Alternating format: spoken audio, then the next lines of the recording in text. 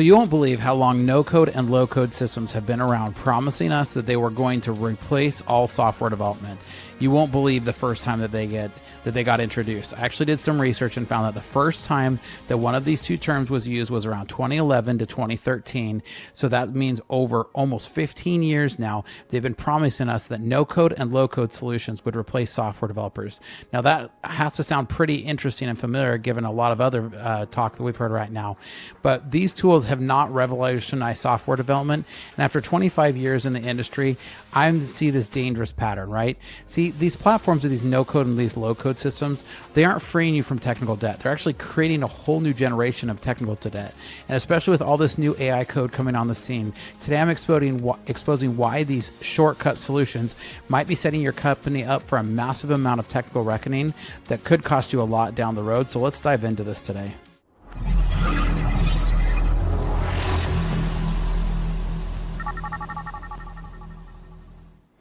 Welcome back to Startup Hack. I'm Spencer Thomason. Here at Startup Hack, we love to train software developers as well as to build custom software solutions for companies. With a decade of executive leadership as a fractional CTO and 25 years in software development, I've mastered transforming tech teams and products.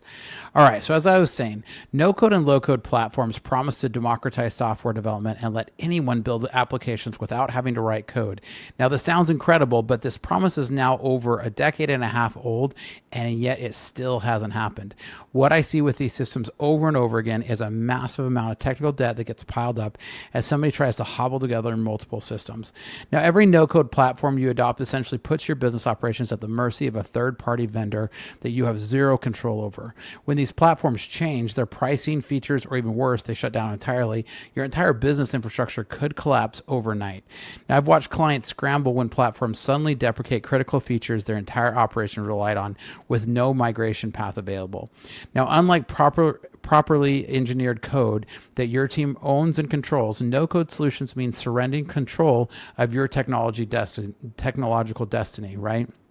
So through 25 years in development, I've learned the painful lesson that relying on these external dependencies for core business functions is a massive strategic risk. The real cost of no code becomes apparent not at build time, but when you need to adapt, scale, or migrate. And that's when the most businesses discovered that they're trapped. Now, technical debt isn't just bad code. It's the accumulation cost of choosing expedient solutions now that will require significant rework later. No-code platforms don't eliminate technical debt. They hide it beneath a friendly interface while it silently compounds interest. So research shows most organizations already spend over a third of their IT budget just servicing technical debt, and no-code often makes this worse, not better. So I've led multiple technical teams to come to rescue operations for companies who discovered that their no-code foundation couldn't support their evolving business needs. Now, in a lot of cases, migrating away from these platforms ultimately costs significantly more than if they just built the proper solution from the beginning.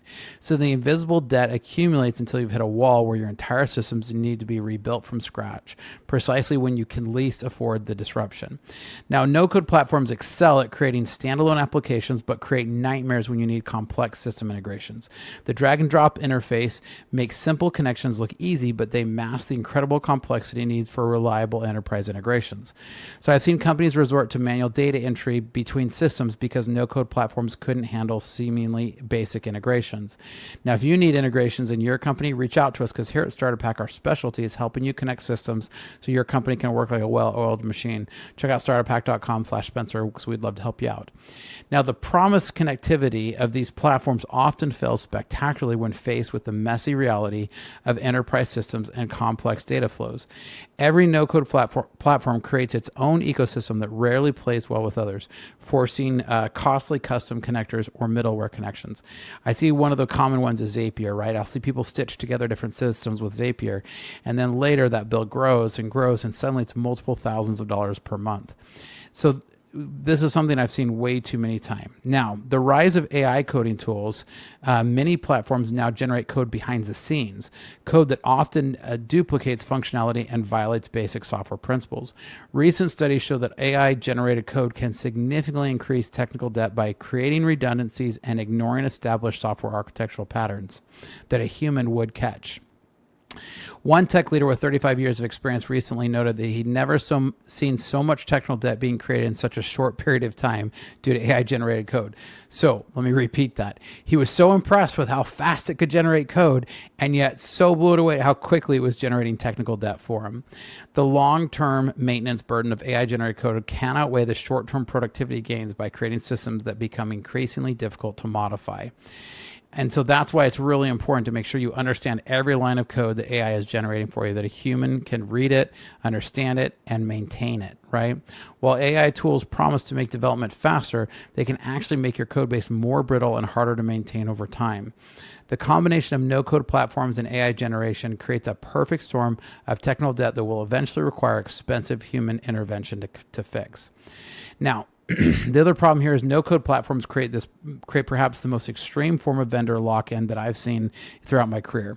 Your business logic, workflows, and data models all live entirely within their ecosystem with limited or non-existent export capabilities.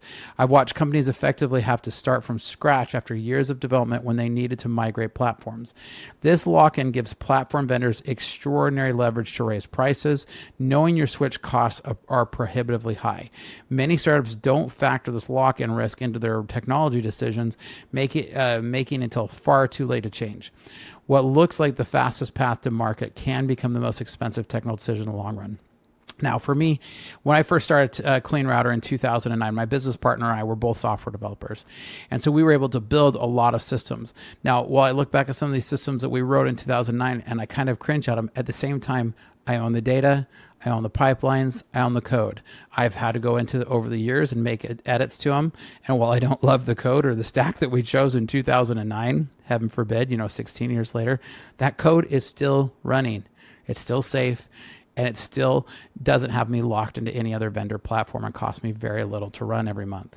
So this is an example of where I successfully deployed my own custom coding, and this became a huge benefit to my business, which is still running 16 years later. Now, no-code solutions typically perform adequately with small data sets and limited users, but collapse under serious enterprise workload or after a lot of age. I've witnessed promising startups hit devastating performance walls as soon as their customer base grew beyond initial projections. What works for 100 users often completely breaks down at 10,000 or 100,000 users. So many founders discover that these scalability issues are precisely the moment that their business is finally getting ready to take off, and it turns their success into a crisis. Now, no-code solutions typically create complex systems with virtually zero documentation, creating massive knowledge transfer problems. When team members leave, they take critical platform knowledge with them that isn't captured anywhere or in code or in comments. So I've seen entire systems need rebuilding because nobody understood how the original creator had configured complex workflows. I know that I came in one time and I had seen this whole system built out through all these drag and drop systems in Azure. And it was all this no code, low code system instead of a developer diving in and writing a handful of queries. And so these kind of systems actually become more brittle over time. You think because there's a drag and drop GUI to it that it's going to be the case, but the real reality of the matter is sometimes the best documentation you can have is actually the code. So this documentation gap becomes especially painful during maintenance when trying to understand why something was built a certain way, whereas in code you can usually see a git commit or a history or something like that. Companies often discover they've built business critical systems that nobody fully understands how to maintain or to modify. Now, the other problem here is the no-code platforms often expose critical security vulnerabilities that would never pass a proper security review. The abstraction layer that makes these platforms easy to use also hides potential security issues from non-technical builders. I've analyzed no-code applications that expose sensitive data or lack basic security controls due to the platform's limitation. I really see a lot of this right now where people are they're wrapping their application with an OpenAI wrapper and then not realizing that they're pumping a ton of very sensitive customer data into OpenAI. Tons of this happening right now. We're going to see major uncoverings of this. These security issues, when they get discovered, are going to end up in huge class action lawsuits and a lot of other problems. Most citizens who are just general people who are non-technical, who are trying to use these low-code systems, often don't understand the data that's getting leaked into the public sector. And even if that public sector is just to another company, you don't know what their security practices are. So when that company gets hacked, your data is hacked. So no-code platforms severely restrict your ability to implement proper testing methodologies. A lot of times, I've witnessed a lot of product failures where things are getting pushed over the wire without even understanding the sensitivity of that information.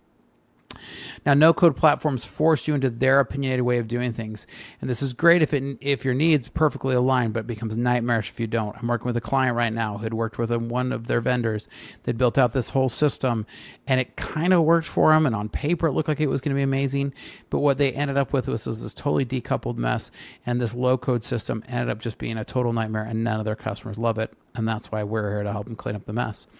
So these workarounds create brittle solutions that can break every time the platform updates or changes functionality. Now, throughout my career, I've seen companies waste countless hours trying to force their unique business logic into rigid no-code frameworks. What starts with, well, we'll just use this platform to get started really quick, often turns into, we built our entire business on this platform and we can't move from it now. True business differentiation happens in precisely those unique areas that no-code platforms can't easily accommodate. Now, the total cost of ownership for no-code solutions often end up significantly higher than the properly developed custom software. What starts as an attractive monthly subscription evolves into an enterprise pricing tiers as your usage grows. I've analyzed cost structures where companies paid multiples of what custom development would have cost over just a few years. When you factor in migration costs, integration workarounds, and performance impacts, the financial picture changes dramatically. Companies frequently discover that they've optimized for upfront costs while dramatically increasing their long-term technology spend, and not to mention missed revenue or other things that it's impacted them. Now, I'm not suggesting abandoning no code entirely. These tools do work for certain use cases. You just got to make sure you're really careful with them. Prototype, internal tools, non-critical applications sometimes can benefit from some of these. But if you find yourself working out of spreadsheets, Airtables, or some of these other no-code and low-code systems and you have 100 different things plugged together with Zapier, these are some of your telltale signs that you might want to bring in some development to help you build out some custom systems.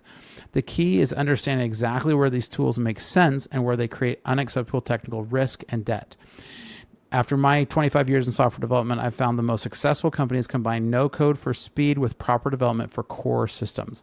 Your technology strategy needs to be balanced and needs to balance immediate needs with long-term sustainability, and something that I can help companies, and I help companies with navigate every single day. Now, what are your thoughts? Do you agree? Do you disagree? I want to hear all the great success stories out there of we built all of our system hobbled together with 100 Zapiers and Zaps, and and now we're running a 100,000 user-based client. I'm sure you're not going to hear those, right? So leave your comment down below. Love to have a great discussion. I answer all the comments personally. Here at Startup Hack, we love to train software developers and to build custom software solutions for companies. We've got great information for you here that you can check out about our custom software solutions. Hi, my name is Spencer Thomason, and I'm a fractional CTO. With over a decade of executive leadership and a solid 25 years in software development, I've mastered the art of transforming technology teams and products. So what is a fractional CTO? This is where you can contract someone like myself to come into your organization and get the benefits of a seasoned CTO without having to employ me full time. In today's fast-paced world, efficiency, security, and product scaling aren't just goals, they're necessities. My passion is building impactful products and enhancing organizational efficiencies through technology. From startups to small businesses, my approach leverages lean methodologies to not just meet but exceed your strategic goals. Whether it's through executive mentoring, cloud system architecture, or launching a minimum viable product swiftly, my aim is to make a significant impact right from the start.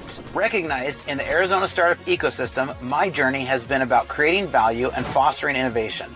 I have led technology for companies like GoDaddy, SRP, and Wells Fargo and turned challenges into milestones. I've taken this learning and launched 7 of my own brands, and now I want to help you.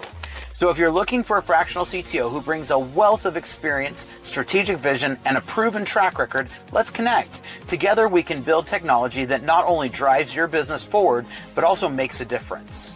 Technology leadership redefined to fit your needs. So reach out today.